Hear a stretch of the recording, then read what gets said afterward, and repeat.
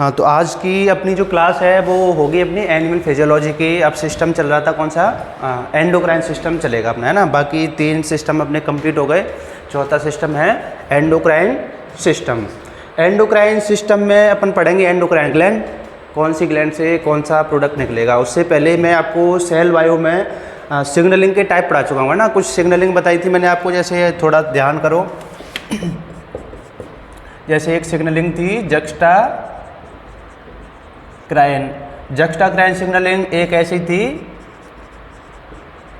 Paracrine signalling, एक signalling होती है ऑटोक्राइन और एक सिग्नलिंग होती है एंडोक्राइन। इस एंडोक्राइन के बारे में मैंने आपको क्या बताया था कि इसको हम पढ़ेंगे कब, जब एनिमल फिजियोलॉजी पढ़ेंगे। जक्स्टाक्राइन सिग्नलिंग में क्या होता है, जैसे ये कोई सेल है, इस सेल ने कोई सिग्नल मॉलिक्यूल बनाया, तो ये सेल उस सिग्नल मॉलिक्यूल को ऐसे अपने एनवायरनमेंट में रिलीज नहीं करेगी, वो सिग्नल मॉलिक्यूल जो है इसकी मेम्ब्रेन पे ही आ जाएगा। और दूसरी सेल जिसको बोलते हैं अपन रेस्पॉन्डर सेल, जिसके पास में इसका क्या होता है, इस सिग्नल मॉलिक्यूल का रिसेप्टर होता है, वो दूसरी जो रेस्पॉन्डर सेल है, कौन सी सेल है, रेस्पॉन्डर सेल। ये रेस्पॉन्डर सेल जो है इसको इस सेल के कांटेक्ट में आना पड़ेगा। ये दोनों सेल जब कांटेक्ट में आएंगी फिर जाके इस रेस्पॉन्डर सेल में कोई फर्दर सिग्नलिंग चलेगी। ऐसी सिग्नलिंग को अपन कौन सी सिग्नलिंग नाम देंगे, जक्स्टाक्राइन सिग्नलिंग। इसमें सिग्नल मॉलिक्यूल को सेल के द्वारा रिलीज नहीं किया जाता, मेम्ब्रेन पे ही बाउंड रहता है ना सिग्नल मॉलिक्यूल। ऐसी सिग्नलिंग होती है जक्स्टाक्राइन। दूसरी सिग्नलिंग होती है आपकी पैराक्राइन सिग्नलिंग। इसमें क्या होता है, ये कोई सेल है, इस सेल ने कोई सिग्नल मॉलिक्यूल रिलीज किया अपने आसपास के विसिनिटी में, यहाँ पे इसको अपन ECF बोल सकते हैं ना। ये कोई दूसरी रेस्पॉन्डर सेल है, तो रेस्पॉन्डर जो सेल है ये इसके कांटेक्ट में डायरेक्ट आना जरूरी नहीं है। ये क्या होगा, यहाँ से जो सिग्नल मॉलिक्यूल रिलीज होगा वो कहाँ पे जाएगा, पास वाली सेल के पास में जाएगा। और पास वाली सेल के पास में क्या होगा, इसका रिसेप्टर होगा, और उस रिसेप्टर पे बाइंड करके इस सेल के अंदर क्या होगा, कोई सिग्नलिंग चलेगी। ऐसी सिग्नलिंग को बोलते हैं अपन पैराक्राइन सिग्नलिंग। जैसे कि जो आपकी नर्वस सिस्टम वाली सेल है, एक सेल से तो एसिटिलकोलिन या न्यूरोट्रांसमीटर रिलीज होता है और अपने पास वाली सेल के पास में जाके काम करता है वो, है ना। तो ये हो जाएगी आपकी पैराक्राइन सिग्नलिंग। तीसरी सिग्नलिंग है ऑटोक्राइन सिग्नलिंग। ऑटोक्राइन सिग्नलिंग में क्या होगा, ये कोई सेल है, ये सेल कोई सिग्नल मॉलिक्यूल रिलीज करेगी और उस सिग्नल मॉलिक्यूल का रिसेप्टर भी कहाँ पे मिलेगा, उस सेल के पास मिलेगा, उसको बोलेंगे ऑटोक्राइन सिग्नलिंग। एक चौथे टाइप की सिग्नलिंग है, इसको बोलते हैं अपन एंडोक्राइन सिग्नलिंग। एंडोक्राइन सिग्नलिंग में क्या होगा, ये जो आपकी एक सेल है, कोई भी सेल हो सकती है, ये क्या बनाएगी, कोई हार्मोन बनाया इसने, है ना। सपोज करो कोई भी सिग्नल मॉलिक्यूल बनाया इसने, ये हार्मोन हो सकता है। इसका जो रेस्पॉन्डर सेल है ये इसके पास में नहीं होके बॉडी के किसी भी पार्ट में डिस्टेंसली प्रेजेंट होगा। पास में होगा या दूर होगा, दूर होगा, है ना। तो ये जो सिग्नल मॉलिक्यूल है ये जाएगा कैसे, तो सिग्नल मॉलिक्यूल जाएगा ब्लड के through. Normally in endocrine gland को अपन बोलते हैं डक्टलेस।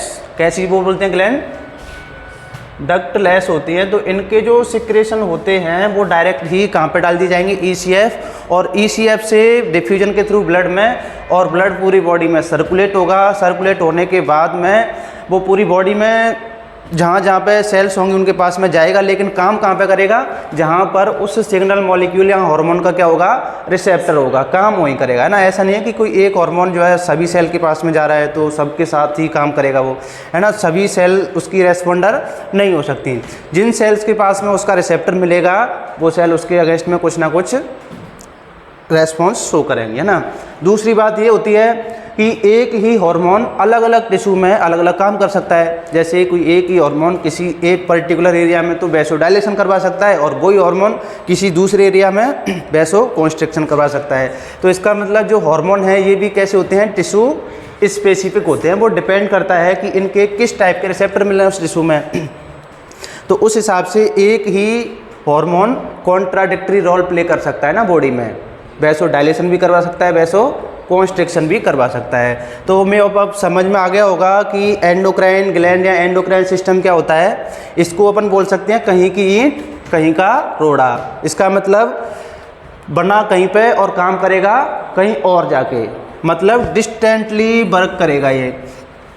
तो अब अपन इसको एक एक करके कौन कौन सी ग्लैंड है अपने बॉडी में एंडोक्राइन, उनके कौन कौन से सिक्रेशन या हार्मोन होते हैं, उनको अपन एक एक करके पढ़ने वाले हैं। इसको तो मैं मिटा देता हूँ, ये तो अभी बेसिक्स था है ना, जो अपन पढ़ चुके हैं पहले ही। तो ये जो बेसिक्स था ये आपके समझ में आ गया होगा। अब अपन क्या करेंगे, एक एक करके एंडोक्राइन ग्लैंड को देख लेते हैं। ये तो आपको समझ में आ गया होगा ना कि जो एंडोक्राइन ग्लैंड होती हैं इनके प्रोडक्ट दूर जाके काम करेंगे, और दूसरा ये कैसी होती हैं, डक्टलेस होती है ना। अब एक एक करके अपनी बॉडी के जितने भी ग्लैंड्स हैं उनको देख लेते हैं ना। जैसा कि आज से बहुत टाइम पहले जो अपनी पिट्यूटरी ग्लैंड है उसको माना जाता था कि ये बॉडी की बाकी सभी ग्लैंड को क्या करती है, कंट्रोल करती है। इसलिए पिट्यूटरी ग्लैंड को गलती से क्या मान लिया गया था, मास्टर ऑफ ऑल ग्लैंड मान लिया गया। लेकिन बाद में पता लगा कि कोई और है जो इस पिट्यूटरी ग्लैंड को भी क्या करता है, रेगुलेट करके जाता है। तो बाद में उस ग्लैंड का नाम क्या रखा गया, हाइपोथैलेमस। हाइपोथैलेमस जो है उसको क्या बोला गया फिर बाद में, मास्टर ऑफ मास्टर ग्लैंड। तो अपन शुरुआत कर लेते हैं कहाँ से,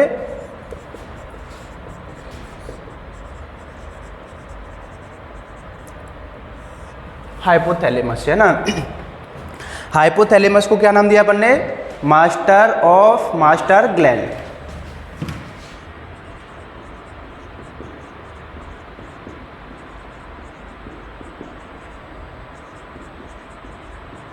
मतलब ये पिट्यूटरी ग्लैंड को भी रेगुलेट करके जाने वाली है ना हाइपोथैलेमस।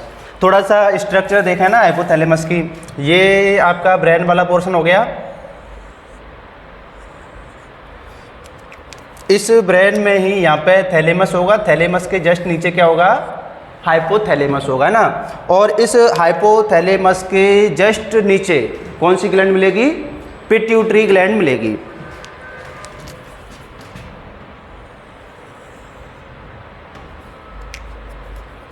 ये कौन सी ग्लैंड बना रहा हूं मैं, पिट्यूटरी ग्लैंड बना रहा हूं है ना। ये बीच वाला जहाँ पे दोनों पोर्शन जुड़े होते हैं पिट्यूटरी ग्लैंड के, इसको बोलते हैं पार्स इंटर मीडिया। और पिट्यूटरी ग्लैंड का ये कौन सा पोर्शन है,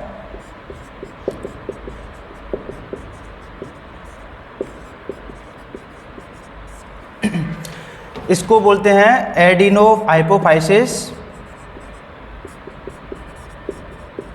एडिनो हाइपोफाइसिस। इसको क्या नाम देंगे, न्यूरो हाइपोफाइसिस। इसी को अपन एंटीरियर बोल देते हैं और इसको पोस्टीरियर बोल देते हैं ना। अब बात आती है कि ये जो कौन सी ग्लैंड बताई थी ऊपर,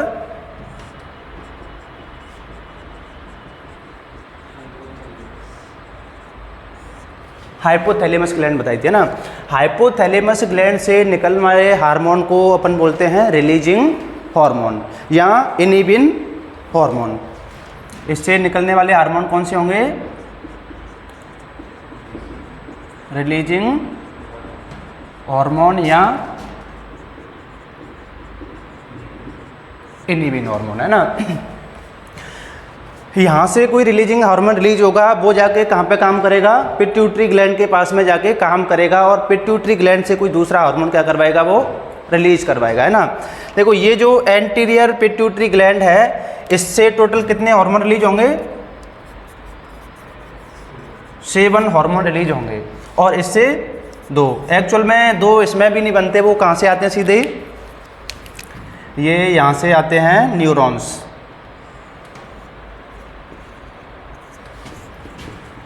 कहाँ से आए न्यूरॉन्स, ये न्यूरॉन्स आए हाइपोथैलेमस वाले पोर्शन से। इसका मतलब ये है कि जो पिट्यूटरी ग्लैंड का पोस्टीरियर वाला पोर्शन है ये डायरेक्टली क्या रहता है,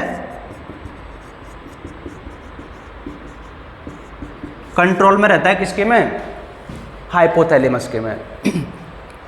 तो एक्चुअल में पोस्टीरियर पिट्यूटरी ग्लैंड कोई हार्मोन बना के नहीं जाती, वो हार्मोन बनाता कौन है, कौन बनाएगा ये हार्मोन, हाइपोथैलेमस बनाएगा। इसका काम होता है केवल स्टोरेज करने का और ज़रूरत पड़ने पर उनको रिलीज करने का। एक्चुअल में बना के कौन जा रहा है उनको, पोस्टीरियर कौन, हाइपोथैलेमस बना के जा रहा है ना। ऐसे यहाँ से भी न्यूरॉन्स आते हैं। अच्छा मैंने आपको उसमें कार्डियोवैस्कुलर सिस्टम जब पढ़ाया था तो आपको बताया था कि ये जो अपनी बॉडी में एक पोर्टल सिस्टम मिलता है, एक पोर्टल सिस्टम मैंने आपको बताया था कौन सा बताया था, हेपेटिक पोर्टल सिस्टम। दूसरा कौन सा बताया था,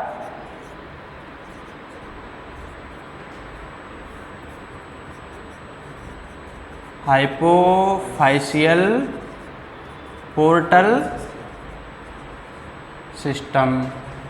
इसको हाइपोथैलेमिक हाइपोफाइशियल पोर्टल सिस्टम भी बोलते हैं। बताए थे ये आपको।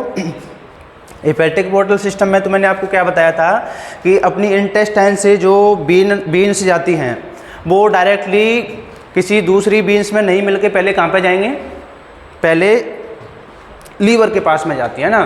तो उस डक्ट को क्या नाम दिया था अपन ने, हेपेटिक पोर्टल सिस्टम नाम दिया था। ऐसे ही दूसरा कौन सा होता है, हाइपोफाइशियल पोर्टल सिस्टम। इसका मतलब ये होता है कि हाइपोथैलेमस के जो प्रोडक्ट होते हैं वो पहले कहाँ पे आएंगे, पिट्यूटरी ग्लैंड के पास में आएंगे। लेकिन कौन से सिस्टम के through, hypothalamic hypophysial portal system के थ्रू। किसके प्रोडक्ट, हाइपोथैलेमस के प्रोडक्ट आएंगे पिट्यूटरी ग्लैंड के पास में। ये जो दोनों हैं ये अपनी बॉडी के पोर्टल सिस्टम है। पोर्टल सिस्टम मैंने आपको बताया था ना क्या होता है। अच्छा यहाँ तक समझ में आ गई बात। अपने ये जो पार्स इंटरमीडिया है इससे एक हार्मोन रिलीज होता है जिसका नाम बोलते हैं MSH, मेलानोसाइट स्टिमुलेटिंग हार्मोन। तो देखो पिट्यूटरी ग्लैंड से निकलने वाले हार्मोन को अपन लिख लेते हैं ना, कौन कौन से हार्मोन इससे निकलेंगे। इससे निकलने वाले सारे हार्मोन मेनली ग्रोथ हार्मोन ही होते हैं, लेकिन वो बात अलग है कि उनका टारगेट जो है वो अलग अलग रीजन होता है ना, बॉडी में अलग अलग टिश्यू होते हैं। तो पिट्यूटरी ग्लैंड के निकलने वाले हार्मोन को अपन लिख लेते हैं ना एक एक करके। पिट्यूटरी से कौन कौन सा निकलेगा, सबसे पहले अपन बात कर लेते हैं ग्रोथ हार्मोन की, है ना। फिर उसके बाद में एक यहाँ से निकलता है FSH और LH, FSH और LH। इन दोनों हार्मोन को गोनेडोट्रोपिन हार्मोन्स बोलते हैं ना, फॉलिकल स्टिमुलेटिंग हार्मोन और ल्यूटिनाइजिंग हार्मोन। अच्छा और कौन बताया मैंने, MSH। कितने हो गए, 4 हो गए। और क्या निकलेगा, ACTH। और क्या निकलेगा, TSH। कितने हो गए, 6 हो गए। एक हो गया आपका प्रोलैक्टिन। तो टोटल 7 हार्मोन हो गए जो कहाँ से रिलीज होंगे, पिट्यूटरी ग्लैंड से रिलीज होंगे। इनमें से जो MSH वाला पोर्शन है ये कहाँ से रिलीज होगा, इस पार्स इंटरमीडिएट वाले रीजन से रिलीज होगा। कौन सा, MSH। और बाकी ये 6 कहाँ से होंगे, एंटीरियर पिट्यूटरी से। और 2 हार्मोन और बचे जो पोस्टीरियर पिट्यूटरी से रिलीज होंगे। ये तो हो गए एंटीरियर वाले। मैंने आपको क्या बताया कि पोस्टीरियर कोई हार्मोन बना के नहीं जाता है ना, बना के कौन जाएगा, हाइपोथैलेमस बना के जाएगा। इसका काम है केवल स्टोरेज करने का और ज़रूरत पड़ने पर उनको रिलीज करने का। तो ये जो 7 हार्मोन हैं, इन 7 हार्मोन को रिलीज करवाने के लिए हाइपोथैलेमस को कोई हार्मोन रिलीज करना पड़ेगा। जैसे कि हमें हाइपोथैलेमिक हार्मोन लिखूं,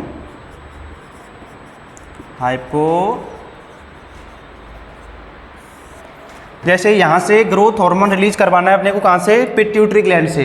तो उसके लिए हाइपोथैलेमस से क्या आएगा उसको रिलीज करवाने के लिए, तो हाइपोथैलेमस से आएगा ग्रोथ हार्मोन रिलीजिंग हार्मोन। अच्छा और क्या आएगा, FSH और LH। इन दोनों को रिलीज करवाने के लिए ऊपर से क्या आता है, GnRH, gonadotropin releasing hormone. MSH को रिलीज करवाने के लिए मेलानोसाइट रिलीजिंग हार्मोन हो जाएगा ना। ऐसे ही ACTH के लिए आता है कोर्टिकोट्रोपिक रिलीजिंग हार्मोन। TSH के लिए थायराइड रिलीजिंग हार्मोन। प्रोलैक्टिन के लिए, प्रोलैक्टिन को इनहिबिट करने के लिए एक हार्मोन रिलीज होता है, कौन सा, PIH, जो क्या करता है, प्रोलैक्टिन को इनहिबिट करता है ना, प्रोलैक्टिन इनहिबिटरी हार्मोन। इसको अपन डोपामीन बोलते हैं। क्या नाम है इसका, दिख रहा है नीचे, तो प्रोलैक्टिन इनहिबिटरी हार्मोन इस प्रोलैक्टिन को क्या करके रखता है, ब्लॉक करके रखता है ना। इसके अलावा हाइपोथैलेमस से रिलीज होता है सोमेटोस्टेटिन, जो ग्रोथ हार्मोन का क्या है, ग्रोथ हार्मोन का एंटी हार्मोन है ना, कॉन्ट्राडिक्टरी रोल प्ले करेगा। कौन सा हार्मोन, इन सोमेटोस्टेटिन। ग्रोथ हार्मोन तो ग्रोथ को प्रमोट करेगा और सोमेटोस्टेटिन इसको ब्लॉक करने का काम करेगा ना, ग्रोथ को सप्रेस करेगा। तो ये बात समझ में आ गई। जैसे कि अपने को यहाँ से ग्रोथ हार्मोन रिलीज करवाना है, कहाँ से, एंटीरियर पिट्यूटरी से, तो उसके लिए हाइपोथैलेमस से कौन सा हार्मोन आएगा, ग्रोथ हार्मोन रिलीजिंग हार्मोन। ये जाके एंटीरियर पिट्यूटरी से कौन सा हार्मोन रिलीज कर पाएगा, ग्रोथ हार्मोन। अब ये वैसे तो सारे के सारे ग्रोथ हार्मोन हैं। जैसे ये ग्रोथ हार्मोन है, ये कहाँ पे काम करता है, ये आपका जो मसल्स और बोन है वहाँ पे जाके काम करेगा, उनमें ग्रोथ करवाएगा। जैसे ये FSH और LH है, ये कहाँ पे जाएगा, ये जो आपके रिप्रोडक्टिव सिस्टम में फॉलिकल सेल्स होती हैं वहाँ पे काम करेगा। और क्या ये मेल में मिलेगा FSH, फीमेल में तो अपने देख लिया फॉलिकल को स्टिमुलेट करने का काम करता है ना ये। और मेल में क्या करेगा ये, तो मेल में भी काम करता है। मेल में क्या काम करेगा, जो सर्टोली सेल्स होती हैं, सर्टोली सेल से एक प्रोटीन रिलीज करवाएगा, एंड्रोजन बाइंडिंग प्रोटीन, और उसकी वजह से टेस्टिस में टेस्टोस्टेरोन की कंसंट्रेशन ब्लड के कंपैरिजन में 5 गुना तक बढ़ जाती है। ये अपन आगे कवर करेंगे ना। FSH और LH क्या करेगा, LH क्या करता है, फीमेल में तो ओव्यूलेशन करवाएगा और मेल में लीडिंग सेल्स के पास में जाके काम करेगा और उनसे क्या करवाएगा, टेस्टोस्टेरोन रिलीज करवाएगा, है ना। तो ये काम हो गया मेल में और फीमेल में। बाद में इनको अलग अलग अपन देख लेंगे ना इनका रोल। MSH का क्या रोल होता है, इसको बोलते हैं मेलानोसाइट स्टिमुलेटिंग हार्मोन। इसका रोल मेनली एम्फीबियंस में देखने को मिलेगा, है ना। एम्फीबियंस में जैसे अचानक से कलर चेंज करना हो, है ना, कोई जैसे उसका प्रीडेटर आ गया, तो अपने प्रीडेटर से बचने के लिए प्रे क्या करेगा, अपना कलर जो है चेंज कर लेगा ना एकदम से। तो एकदम से कलर चेंज करने के लिए ये जो MSH आएगा। बाकी अपने में देखें ह्यूमन वगैरह में तो इसका कोई रोल नहीं है, MSH का ऐसा कोई खास रोल नहीं है। ACTH एड्रीनोकोर्टिकोट्रोपिक हार्मोन, ये काम करेगा कहाँ पे, किडनी में जो एड्रिनल ग्लैंड है वहाँ पे उस वाले पोर्शन में काम करेगा, है ना। तो इनको मैं लिख दूँ थोड़ा सा। जैसे ये ग्रोथ हार्मोन कहाँ पे काम करेगा, बोन और मसल। ये कहाँ पे काम करेगा, मैं मेनली ऐसे लिख देता हूँ ना, रिप्रोडक्शन में काम आएगा, बाद में देख लेंगे ना क्या काम होगा। अब ये कलर चेंज करने में काम आएगा, स्किन कलर चेंज करने में। और अपने में क्या रोल है इसका, कोई रोल नहीं है ना। ACTH कहाँ पे काम करेगा, किडनी के पास में जाएगा और उससे क्या रिलीज करवाएगा, किडनी का जब पोर्शन देखेंगे ना तो उसमें ग्लोमेरुलोसा, फैसिकुलेटा और रेटिकुलरिस पोर्शन होते हैं, उससे अलग अलग हार्मोन रिलीज करवाएगा, है ना। मिनरलोकोर्टिकॉइड, ग्लूकोकोर्टिकॉइड हुआ है ना, सेक्स कोर्टिकॉइड हुआ जो है, तो उनको रिलीज करवाएगा। और थायराइड वाला कहाँ पे काम करेगा, जो थायराइड ग्लैंड होती है वहाँ पे काम करेगा, उससे क्या बनवाएगा, ये T3 और T4, है ना, थायराइड ग्लैंड से। और प्रोलैक्टिन का काम क्या है, प्रोलैक्टिन का काम होता है मिल्क फॉर्मेशन का, है ना। ये मेमरी ग्लैंड के साइज को बढ़ा देगा, मिल्क फॉर्मेशन करेगा। लेकिन अगर प्रोजेस्टेरोन की कंसंट्रेशन ज़्यादा रहेगी तो प्रोजेस्टेरोन इसको ब्लॉक करके रखता है, मतलब इसको मिल्क फॉर्मेशन नहीं करने देता। और दूसरा प्रोलैक्टिन क्या करता है, दूसरा करता है प्रोलैक्टिन FSH और LH के प्रोडक्शन को कर देता है ये ब्लॉक। क्या करेगा ये, FSH और LH को ब्लॉक करके रखता है। और क्या काम है इसका, मिल्क फॉर्मेशन। दूसरा काम क्या है इसका, मिल्क फॉर्मेशन का, है ना। ये समझ में आ गया यहाँ तक। अभी ये तो एक बेसिक्स है ना कि कौन कौन से हार्मोन रिलीज होंगे उससे और कौन कौन से अब आगे जाके क्या काम करेंगे, समझ में आ गई बात। हाँ, सोमेटोट्रोपिन हाइपोथैलेमस से निकलेगा ना, ग्रोथ को इनहिबिट करेगा। सोमेटोट्रोपिन कहाँ से निकलता है, ये हाइपोथैलेमस से निकलेगा ये।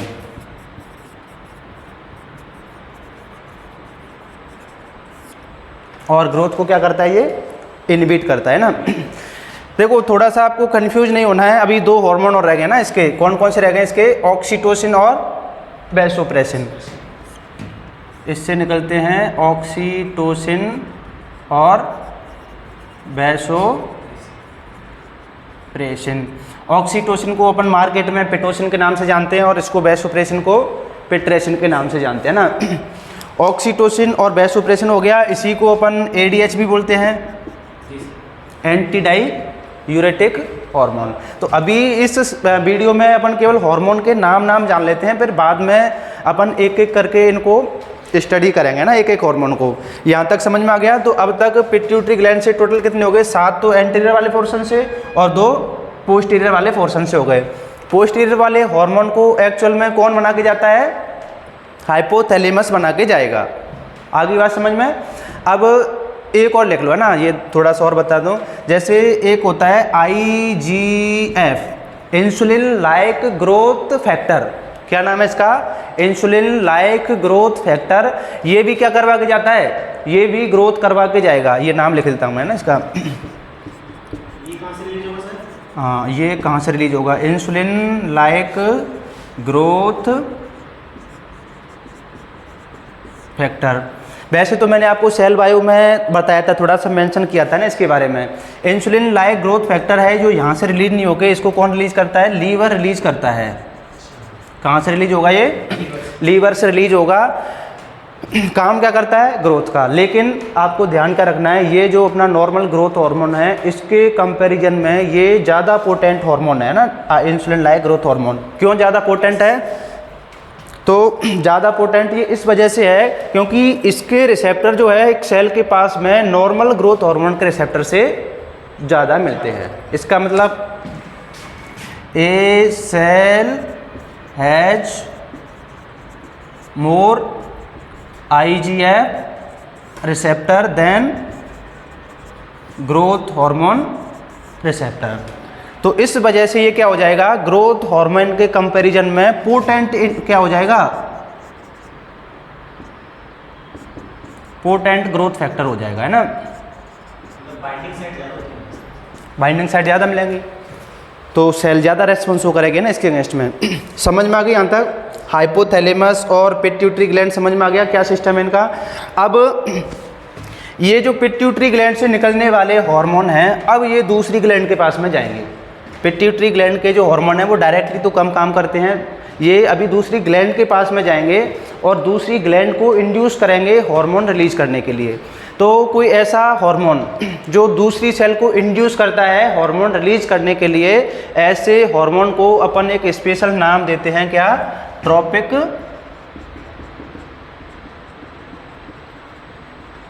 हार्मोन। क्या होता है ट्रोपिक हार्मोन की definition, a hormone that induce another gland to produce hormone, उसको क्या बोलेंगे अपन, ट्रोपिक हार्मोन। तो पिट्यूटरी ग्लैंड के ज़्यादातर हार्मोन कौन सी कैटेगरी में आएंगे, ट्रोपिक हार्मोन की कैटेगरी में आएंगे। आगे बात समझ में, डायग्राम समझ में आ गया। अभी आप स्क्रीनशॉट खींच सकते हो इसका। अब अपन नेक्स्ट स्लाइड में देखेंगे। अब समझ में आ गई बात, तो इसको तो भी आप छाप सकते हो। अब अपन क्या करेंगे, नेक्स्ट करके अब एक एक हार्मोन को कवर करने वाले हैं ना।